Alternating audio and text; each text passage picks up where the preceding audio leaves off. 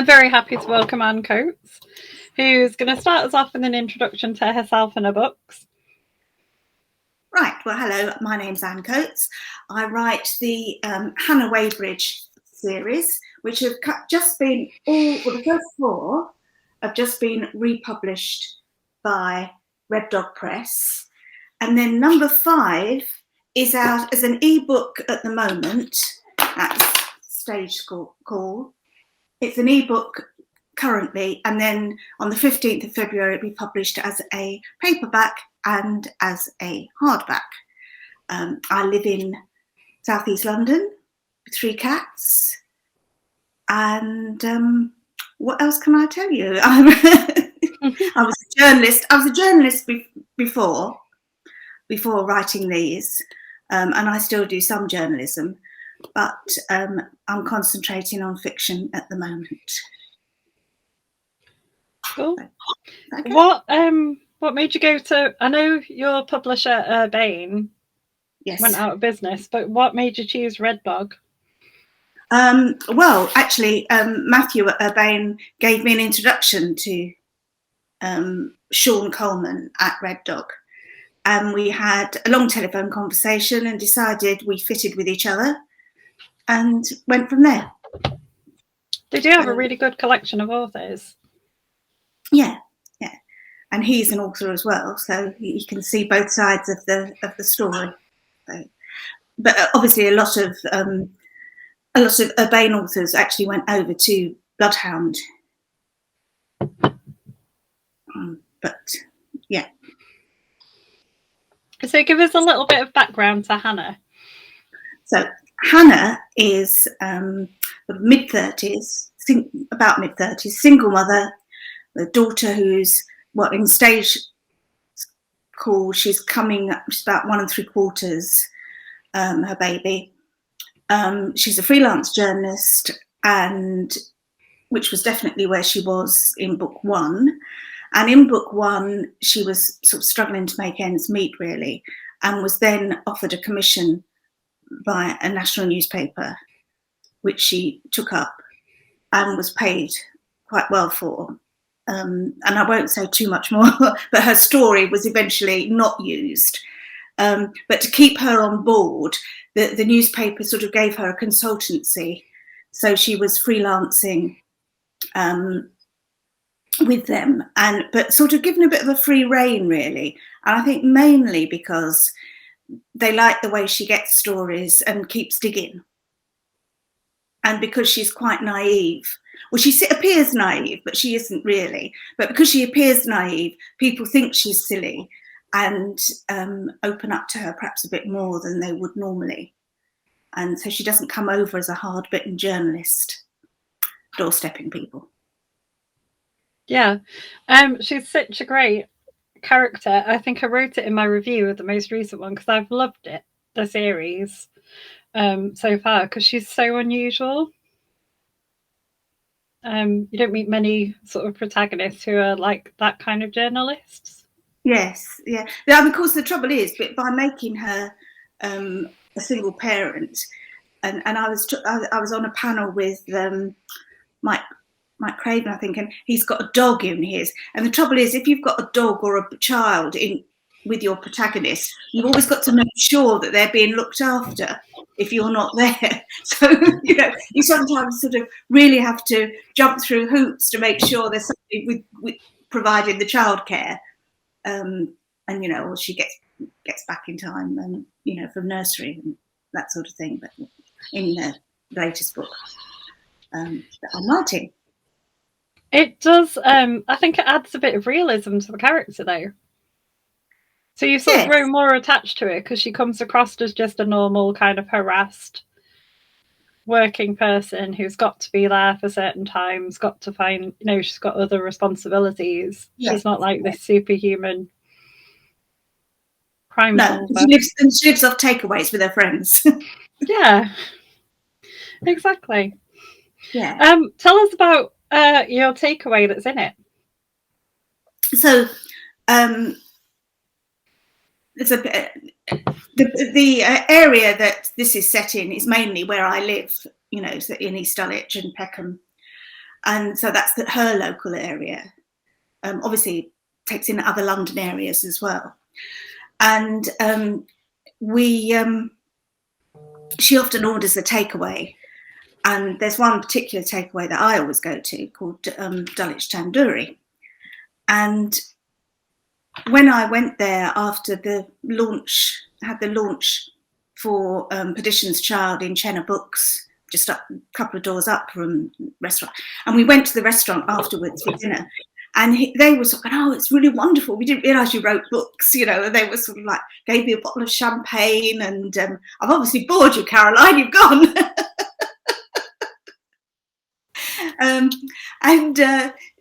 So then he sort of carried on, and he kept sort of saying, oh, you know, I read this blog that you did this, you know, that, and it was questions that I'd answered and things like that. And so I said to him, you know, would you be a character, you know, a named character? And he said he would be delighted. So there's only one scene where it's in a restaurant, but personally I always think it's you know, I love Indian food, but I always think it tastes better in the restaurant than it does as a takeaway.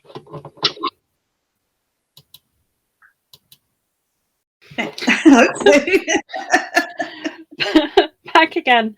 So do you get free takeaways for life is the question? No. No is the answer, although I have to get a bottle of wine. That was they're very nice in there, and yeah. Although there is one waiter there who suddenly decided to tell everybody when I was in a restaurant that I wrote books, and then he said that I ought to write a romance about, you know, with one of their waiters. And I said, you do realise I write crime. I'm more likely to kill him than I am to love him. So. They might like it. They might be okay with being a victim. They could do, yes. So, does anyone ever say to you, though, that they've been in the area and gone to that restaurant because it's in your book? It's only this book that I've actually mentioned it that much. A lot of people do say things like, oh, I remember when it was, you know, when that shop was there, or such and such. Because, you know, obviously in 30 years or 20 odd years, it changes, you know, and so there aren't the same shops around and everything. So so people do say, and a lot of people who've moved away like the books because they can sort of think, oh, you know, that's where. But things like Peckham Park, where the pond is virtually the same, you know. So that's lovely. So people do know, you know, if they know the area, they would know it. So the very lovely Victoria Dowd has said that she loves your books. The feeling is mutual. I love hers too. She's genuinely a cracking author and lovely person, Victoria. And so are you. So it's a team of awesomeness. So this one, without giving away any other spoilers, this one has me as a character as well. It does indeed, because the last time I was here, I was talking to Samantha, and I think you put up in the comments that you'd always liked the idea of being a named character in a book, and I sort of wrote that down, and then when I was looking, and I can say who the character is because that's fine. So I had a theatrical agent that I didn't have a name for, and I suddenly thought, I know, I'll ask Caroline if she would like to be this character. And I didn't tell you anything about the character, you know, so other than that she was an agent. And you gave me some wonderful information that I won't talk about because that's part of the plot now. Yeah, this is true. That fits my character if you know me very well, because I've got a penchant for science and craziness. So that's where that part of the book comes from. Yeah. That we won't discuss. No, won't go any further. No. Anyway, Hannah don't like each other. So, Pardon? I said Hannah and Caroline don't like each other. So certainly Caroline doesn't like Hannah. So I'm with Hannah on it. I don't think Caroline was very nice in it, but that was okay. She was much more glamorous than me as well, which was also okay. I can live vicariously. So one of the things I wanted to ask you about in the theatre, and I don't think this is a spoiler, but stop me if it is. They're talking in one of the director's offices, and there's an actual model of the theatre. Mm-hmm. With the yeah, is that a thing that actually happens? Do they actually get built? Like that? I think they do, but I made it up. Whether I think they do have models of the sets, yes. But I'm not sure if every production has a model or anything like that. But I just thought it'd be fun to have them, and also, they also have the diagrams and drawings of it all as well in the theatre. So yeah, they must be marvellous to go and see. I think at one point you could say I wish there was an exhibition of them, and I was going, yeah, that would be so good. Would be, wouldn't it? Yeah, it'd be marvellous. Yeah. You said it's set in your favourite theatre? It is my favourite theatre. Well, yes, it's one of them. I really love the theatre anyway. I mean, I love going to the theatre. But this one is very special to me because it's in Waterloo, and my mum was born in Waterloo, and she went to the Old Vic with my grandmother. I don't suppose she went there very regularly, but she certainly did go there with her. So it always feels a bit special. And then I used to work at IPC, so that was, sort of a couple of streets up from the Old Vic. So I know all around there very, very well. Pre-modern, it becoming much more genteel. I actually don't know the area at all well. I think I've been to London about 3 times, maybe. Well, I don't suppose I've been where you live either, so... You might have been, actually. I don't live that far from Harrogate, so if you've been to Harrogate Crime Festival... No, I haven't. So...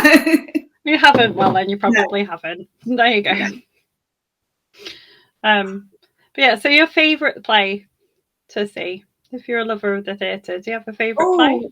Well, one that I see every year while it's on is A Christmas Carol, which is always on, which is the last 4 years, I think, has been on at the Old Vic. And so we go and see that. And I just absolutely love it. And this year, it was Stephen Mangan as Scrooge. And he was just, well, he had people in tears anyway. It was terribly emotional because of how everybody was feeling just before Christmas, with the Plan B lockdowns and everything. So I love that play. I think one of the, I think I used to go and see sort of a lot of the classics there as well.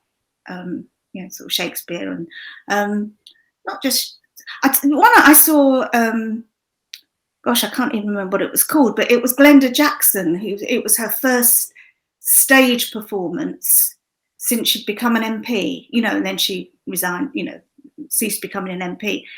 And I forget what it was called, but anyway, I went to the first night of that because it was just, sort of amazing to see her. Oh, it was King Lear. She played Lear. And that was amazing. It was really, something to see. So yes. And it's sort of relatively near to where I live as well. So I say relatively, London's big, so. I'm going to get written out of my position as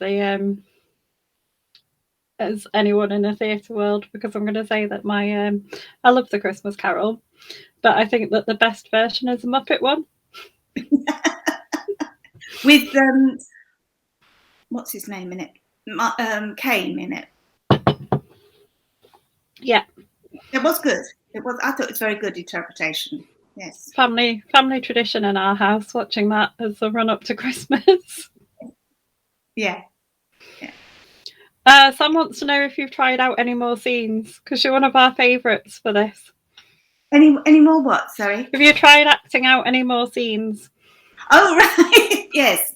Well, yes, I sat and ate in the restaurant. No, I haven't. No, I'm just trying. No, but there are some scenes there that, in a way, I have already not been through the exact same thing, but have had a much milder version of that I've been through. So when I'm writing it, I can put myself back there and get those emotions again. If you see what I mean, without giving any spoilers. You do have competition for your answer about the acting out a scene now from Mark Richards, who writes books set in Whitby. Right. And he acted out a fight on the pier. Did he get arrested? No, because I don't think many people would be insane enough to go to the end of Whitby Pier. Right. Oh. I'm trying to think what else Sam asked me. So, research for your books, because there's not the police procedure and things. What kind of research rabbit holes do you go down? Well, with the police, I do have some for the stage call. I used a local friend who I can't really say what she works in, but she was very, very, very useful in sorting out some research for me. So that was good. So that was the sort of police side of it. Ian Patrick has often helped me because he was in the Met in the 90s. So I've often sort of thrown a question his way, and he's very kindly answered it for me. I also have my medical friend who sorts out the gory details. You know, well, I sort of start off by saying, look, I don't want this person to die, but you know, I want them this and this and this to happen, and he'll tell me how to do it so that they can survive. See, a lot of questions we get are things like, do your books have to be read in order, or can they be read, each one be read as like a standalone? Well, I know some people have read in some of them as standalones. I think really they work much better if you start at the beginning and work through, because it's not too much in the sense of time, because from Dances in the Wind begins in the summer of 93, and Stage Call is sort of autumn 94. So in terms of length of time, you know, there's not a massive amount of time in between, you know, because I've thought that people have to do, you know, you have to make up things that they've done in the intervening time, you know, that they've got to have a history in between. So these just carry on. So I do think, I think you would get much more from them reading them in order. I genuinely agree, because I've been slowly reading them in order, partly due to our insane kind of reading schedule for the author chats. And I read Stage Call out of, like, slightly out of order. I think I've missed one. Okay. And I felt like I'd missed one. Right. I felt like, because I'd got so engrossed in the characters, and obviously things had happened in the book that I'd missed, and I was like, yes. Oh. Yeah, that is the trouble, isn't it? And you can't, you have to be careful when you're writing, say, book 5, that you don't give away what's happened in the other books as well, in case somebody hasn't read book 3 and would like to. I know somebody who said to me, and I thought it was actually a good idea. He said, I think what you really ought to do, and he said, like something on your author website is to put up sort of proper synopses of each one, and also the sort of a character list, so that you could follow through. But of course, I mean, that would be then up to people if they read them or not. That you wouldn't want to read you wouldn't want to jump ahead, because you might see that a character has disappeared, and then you think, has that person died in book 3, or have they, just moved away? So what were you doing in 93 and 94?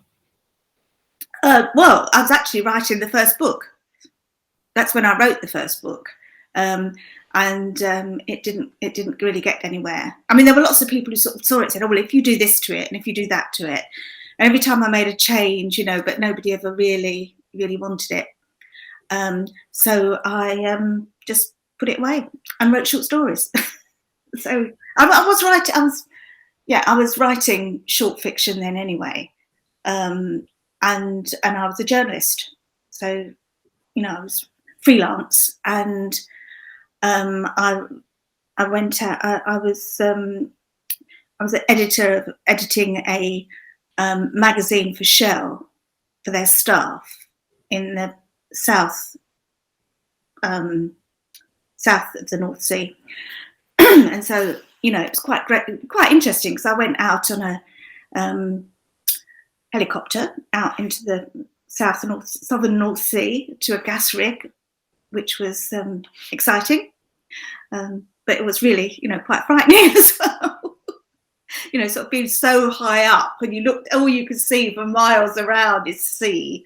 It's a bit scared. Well, I was a bit scared anyway. So a lot of the things, and I also used to abridge books for Reader's Digest. So some of it was fiction and some of it was non-fiction. But that carried on. I was doing that for other times as well. Is that why you've kept Hannah set in the 90s? Because that was when you started writing it? Yeah. Well, I thought about when I think it was published in 2016, so I must have looked at it the year before. And I picked it up and I read it, and I thought, oh, it could, really, I'll rewrite it and I'll redraft it, which is what I did do. But if I had set it now, it would be very different, and it just, I would have to just change it completely. Really, it wouldn't work. The story wouldn't work as well as it did then, because I mean, one of the major things is of not having everybody having mobile phones, and that changes everything. And it would have changed everything with, in the first book, it's about prostitutes who are dying, being murdered. And that would, they would have mobile phones, and that would change things completely. So no, I didn't want, and I quite liked being in the 90s, actually. And I particularly liked it last year when I was writing Stage Call, because it took me away from the pandemic and, what was going on now. So it was really, really nice to go back to the 90s. It was a good era, the 90s. I'm studiously avoiding saying what I was doing in 93. Yeah.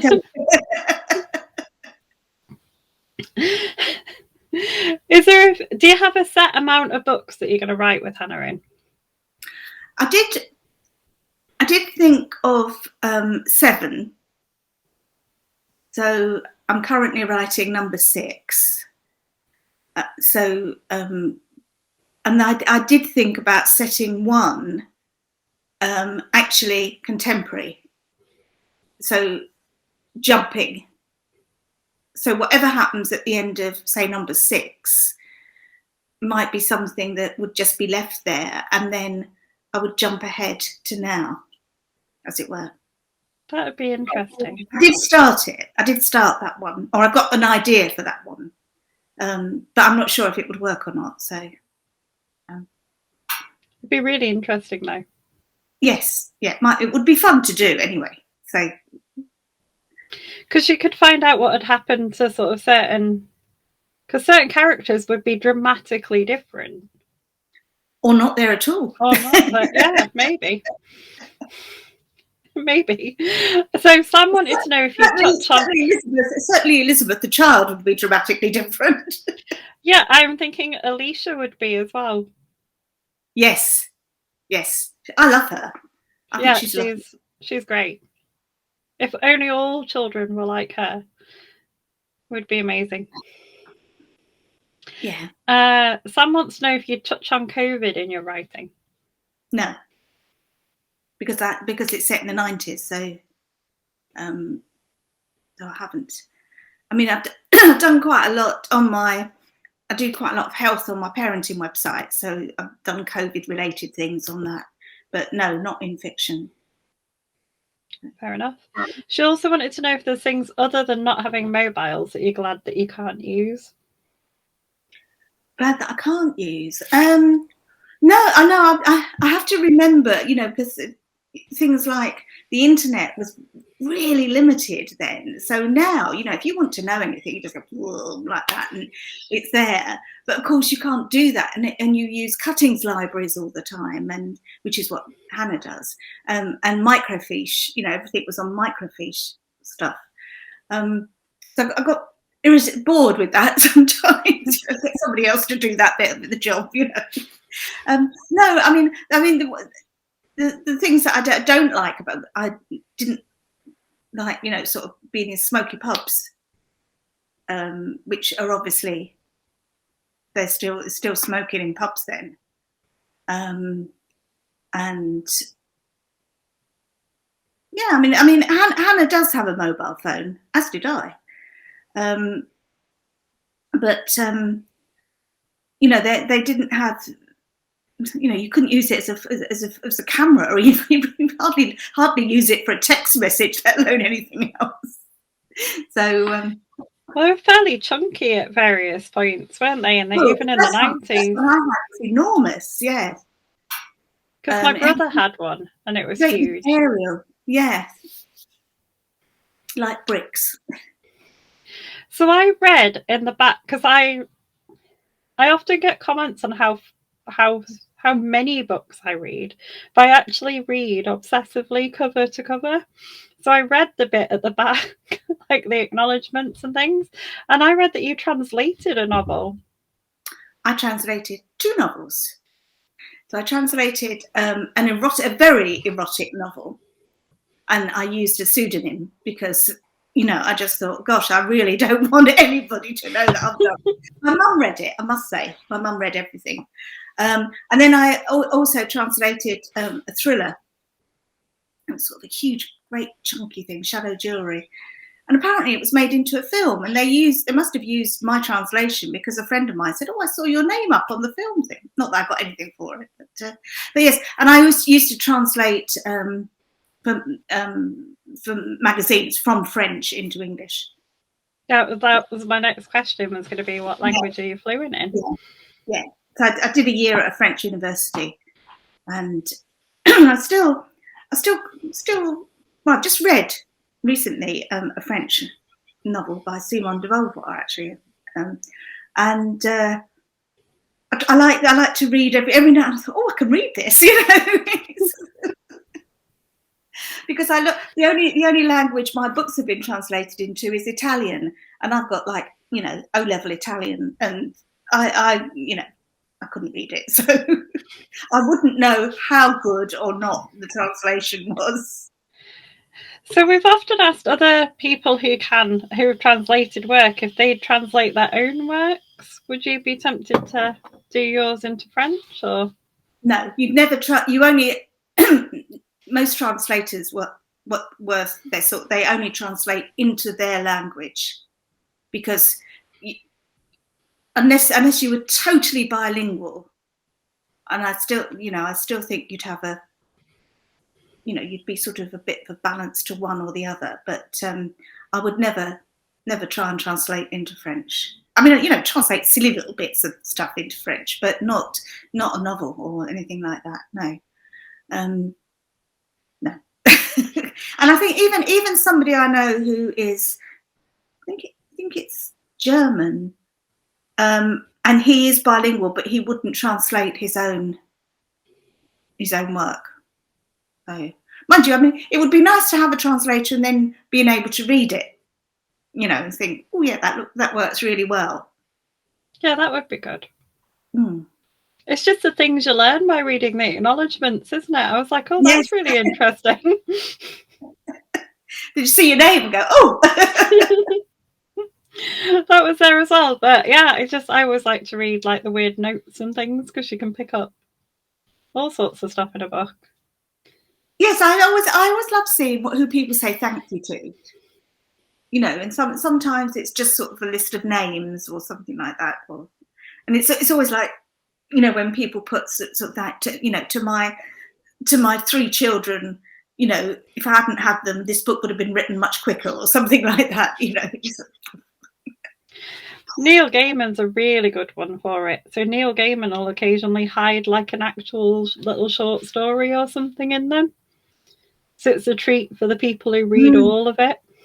Yes, it's like going to the end of the film and seeing the outtakes, isn't it? Yeah. You know, if you sit at the cinema and everybody goes when the credits come up, and then there's the outtakes, and people have missed some of the funniest bits of the film. You know, so yes. Sam wants to know if you've got any standalones planned. Any what? Sorry, standalone. Standalone novels. We got any standalones planned? I started one. Actually, when I finished Perdition's Child, I started one, and it was a short story that I had already written, which I quite liked. And then I thought about trying to make it into really shorten it. And then I decided actually this would make a rather good novel. And so I worked quite a bit on it, you know, in the first lockdown.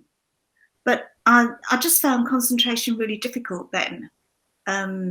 I felt really well. I'm sure loads of other people felt equally despondent as I did.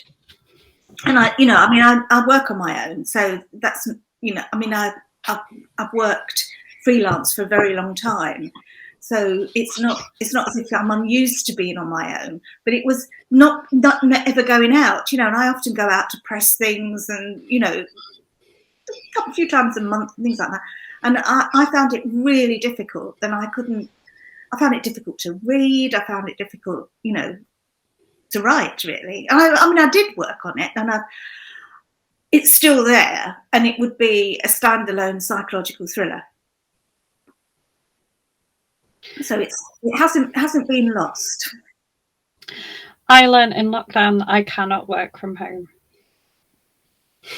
Well, I imagine on the teaching side, it's much more difficult. It's a lot more difficult, but also I'm just not. I think I work best with like possibly a bit like journalist with like a deadline and pressure. So when I'm at home and there's not as much, I'm either very productive or extremely unproductive, and there's no sort of medium ground. Yeah. Oh, I'm okay. I mean, you know, as I've said, I've been freelance for a long time. So I when I first went freelance, I used to get up really early. By midday, you know, lunchtime, I'd done a day's work, and it was great because then I can go off in the afternoon and go and do various things, you know. So it was, I had very productive and long days. So that was good fun. Yeah. And the other thing is and another one that I started writing as well was a different duo who were a crime-solving duo. I didn't get very far with it, but it's it's still there. You know, the idea is still there, and I can see the two characters. You know, so you never know. Would they also be quite unusual?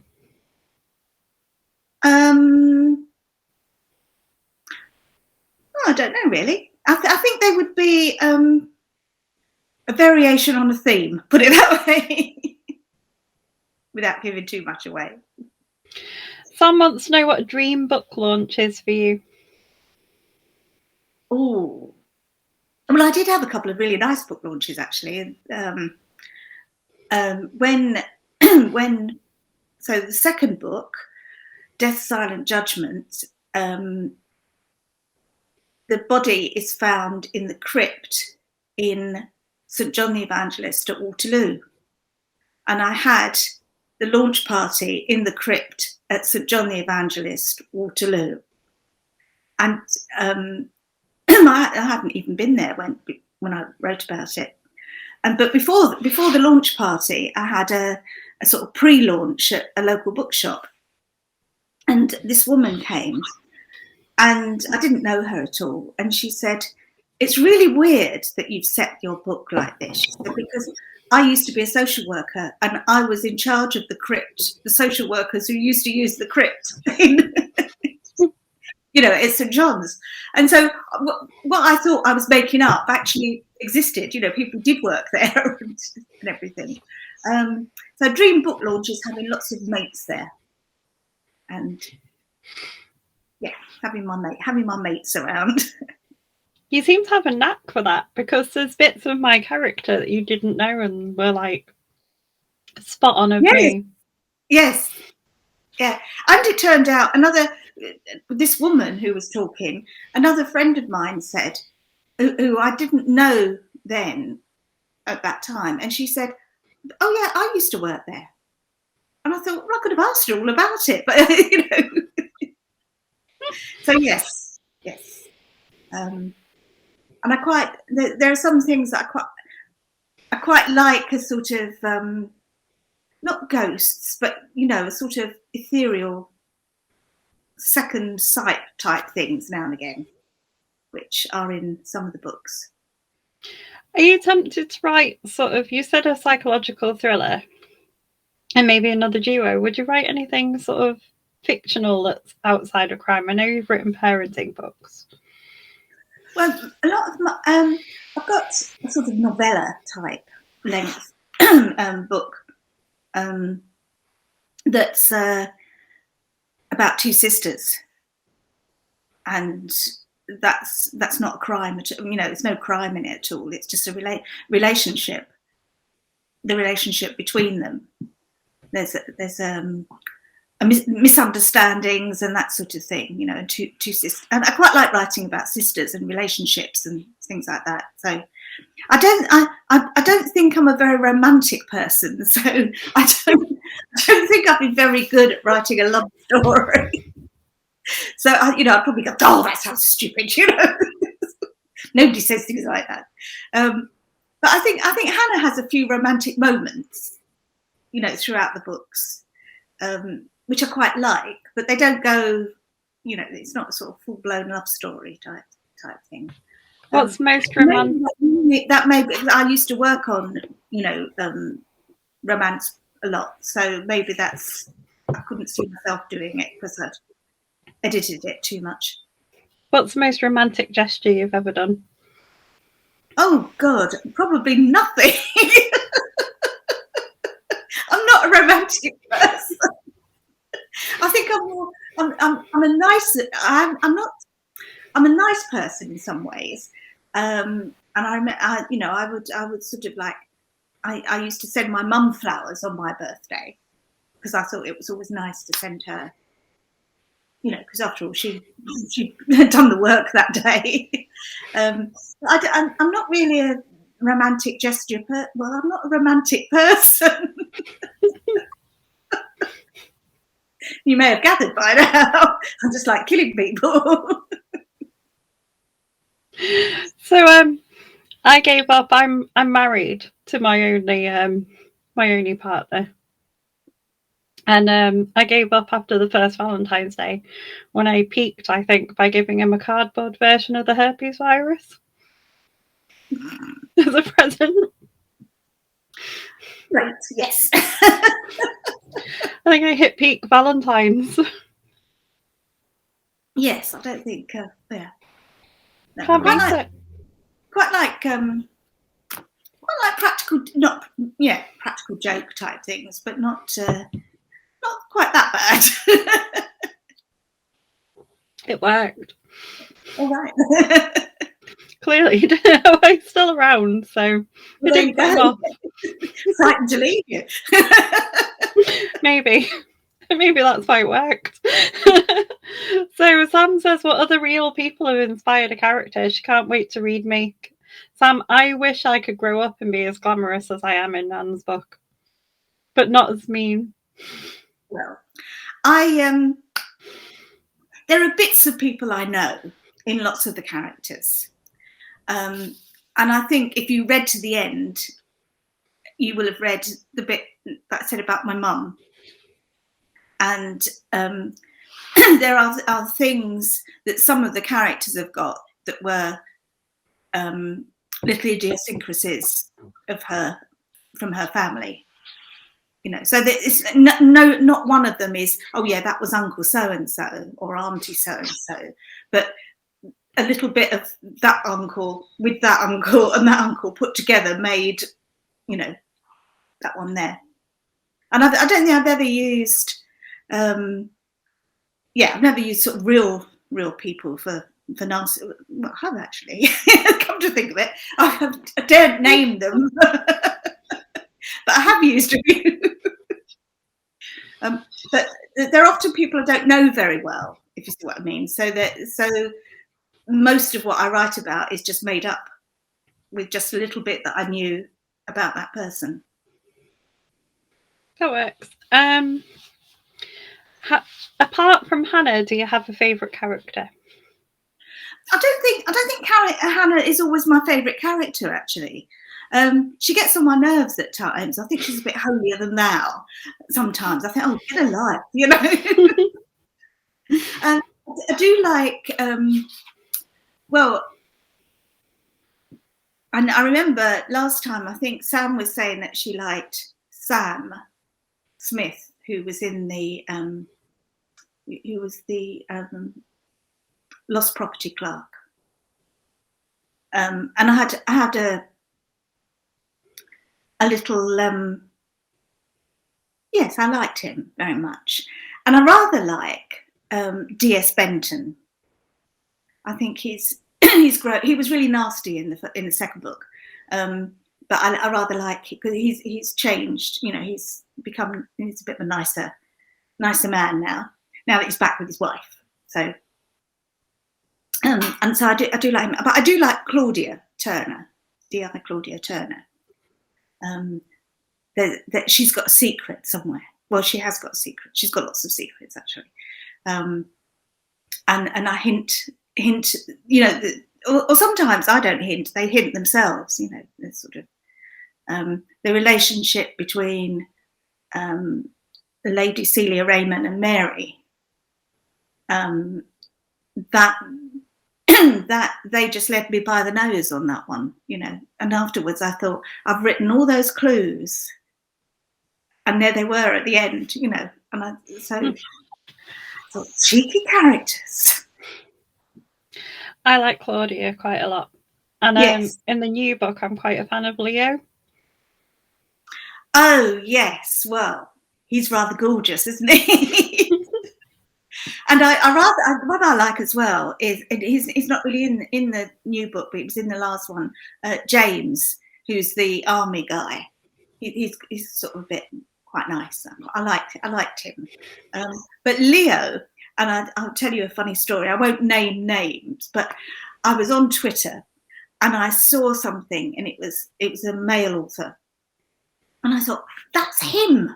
That is him, you know. So I took the photo and put it in my file for Leo, and it was just perfect, you know, the way he looked, you know, sort of tousled hair, you know, all of it. And then when I thought I might contact him and just say, oh, I'll write a piece about characters and inspiration, and you know, and say, would you mind if I you know, sort of said that I'd used your photo. But then when I looked at when I looked at various other photos of him, he didn't fit. It was only that one particular photo that was perfect, and the rest of it, I thought, no, it's not him anymore. So I didn't ask him. But I do like him, yes, and I think he might hang around. Here again, he might not. I hope he does. I think he'd be a character that I'd like to see again. Yes, yeah, I think. Well, he's nice and yeah. And I think that's the sort of genuinely nice thing about the Hannah books is that when you go back, you sort of rediscover. It's not just Hannah, is it, that stays in them? So you're always constantly kind of going back to those old, almost like old friends. But it's like that in life, isn't it? That you might have a group of friends, but you don't see all of them every week.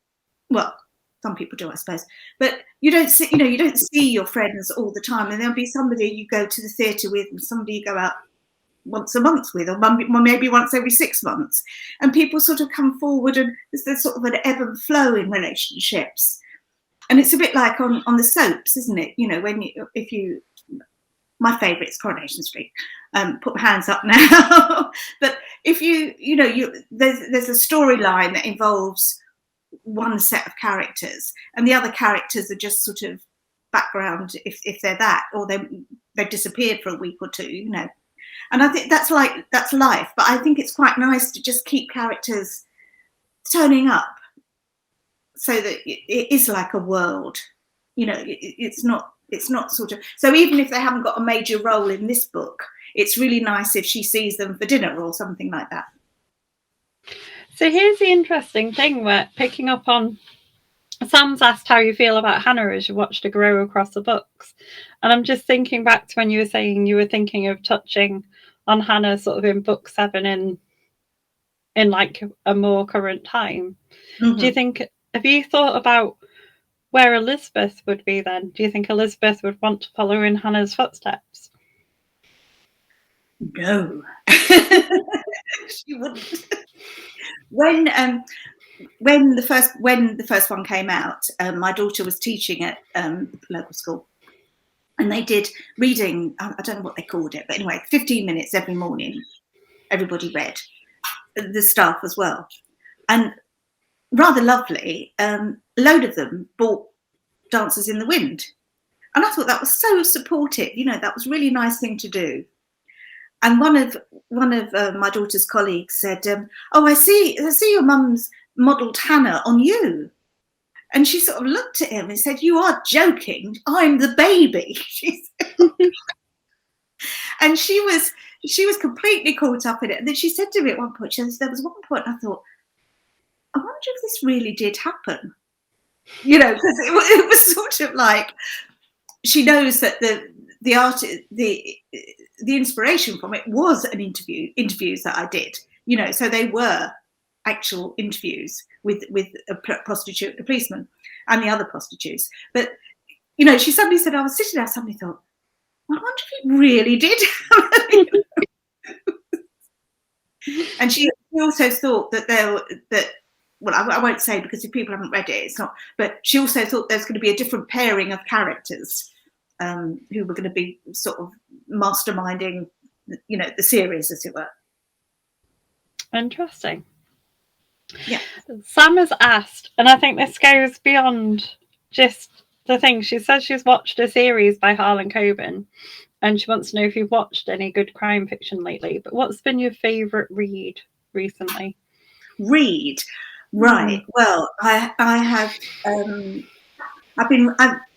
I sort of lost the reading a bit during COVID, and I did. But then I started reviewing for the Arbourian, so that sort of actually gave me a real focus. So concentrated my mind on reading.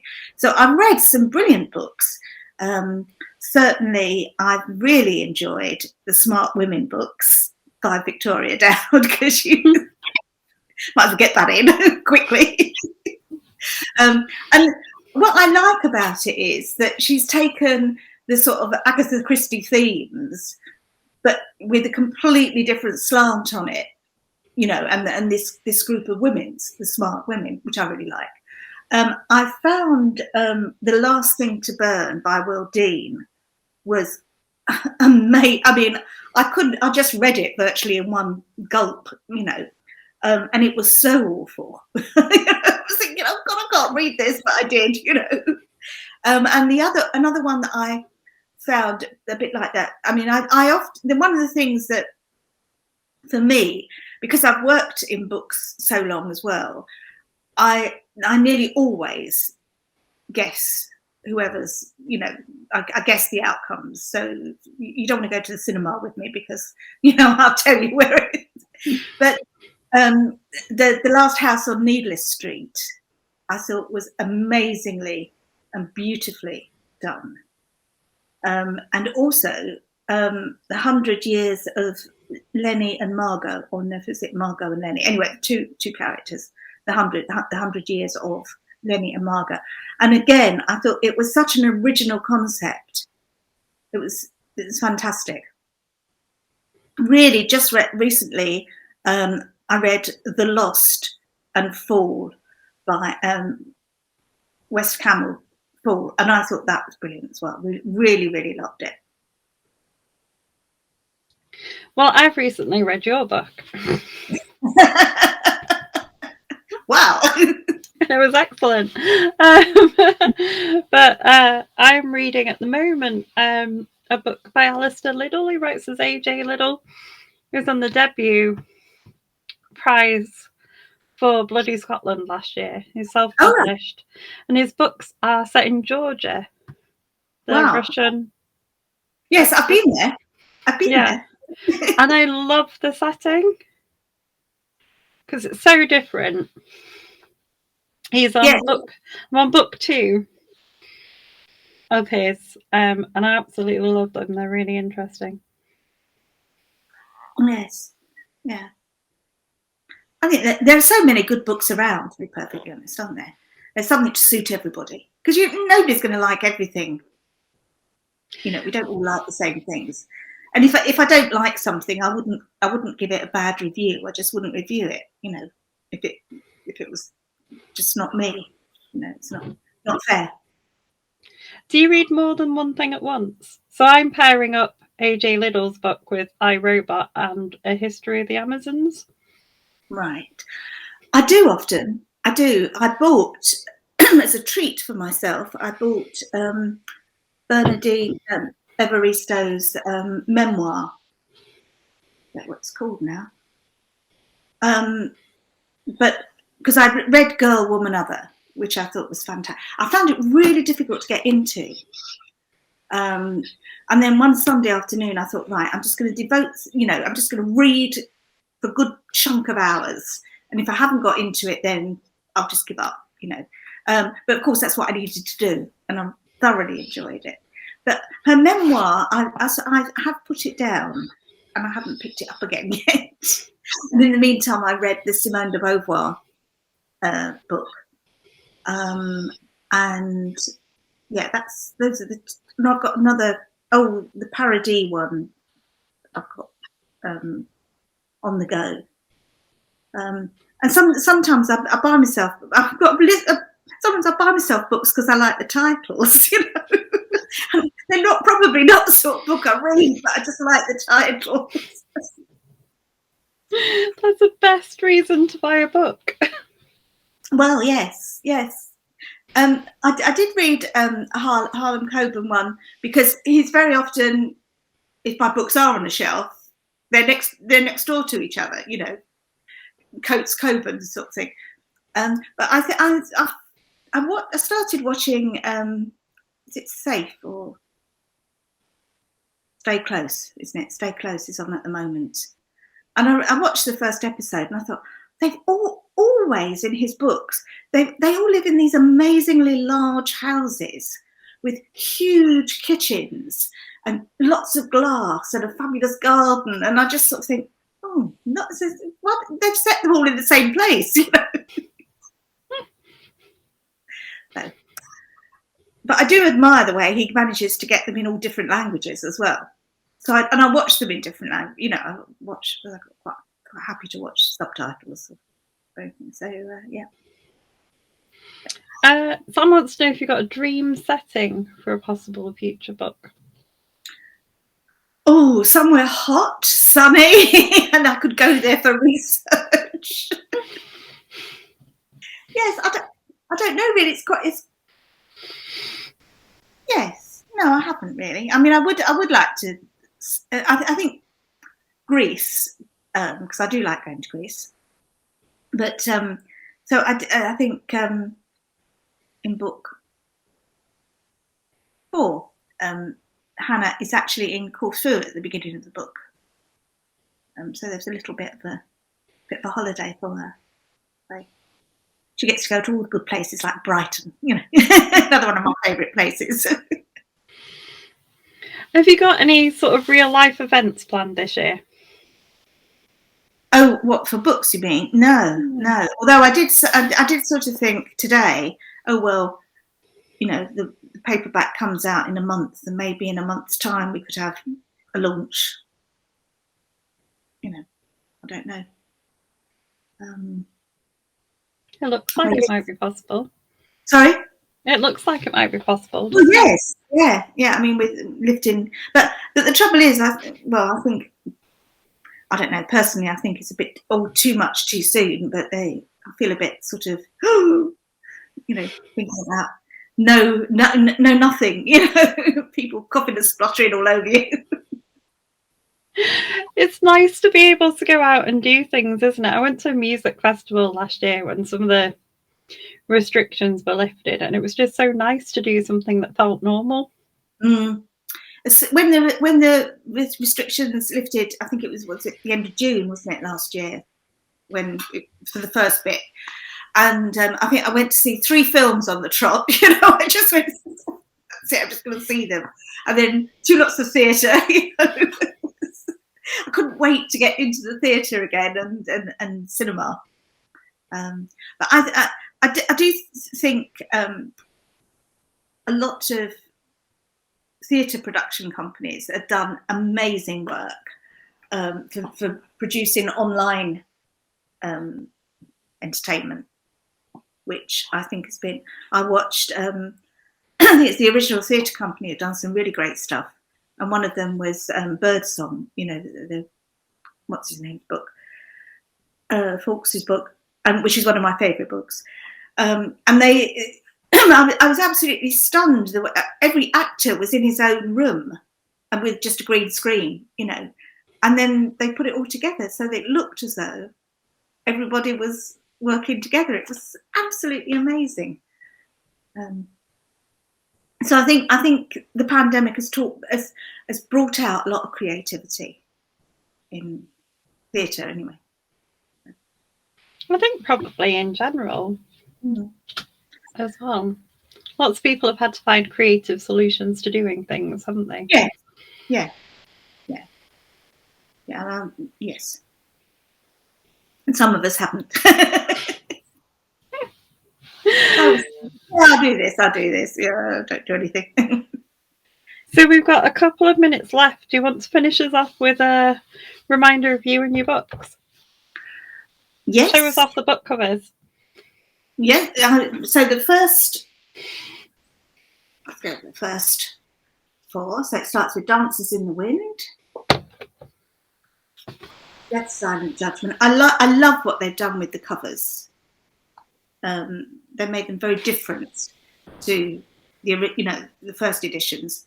Songs of Innocence, and that I changed the name on that one because it's Innocence before, and it's Innocence now. And Perdition's Child. I really like Perdition's Child, actually. And then, of course, Stage Call, which is number 5. So this is my new baby. And that will be out on 15th of February. It's currently an ebook, if you like ebooks. But if you'd like to wait for the paperback or the hardback, it's the 15th of February. Very nice. Okay. Sam's super excited about getting to interview you next time you come back. Thank you. I have to put you in it next time, Sam. You can't make her as glamorous as me, though. All right. She's more glamorous in real life, so I've got to be more glamorous in fiction. Ah, well, maybe she'll have a nicer personality. Well, she does that in real life as well. But she can definitely do that. Oh, no. No, but thank you very much anyway for reading, for taking the time to read it as well. You're welcome. It's a delight to read. Did you miss Perdition's Child? Is that one you haven't read? I think that might be the one I haven't read. But anyway, so thank you for coming and joining us tonight. It's been a pleasure talking to you again. Thank you very much indeed.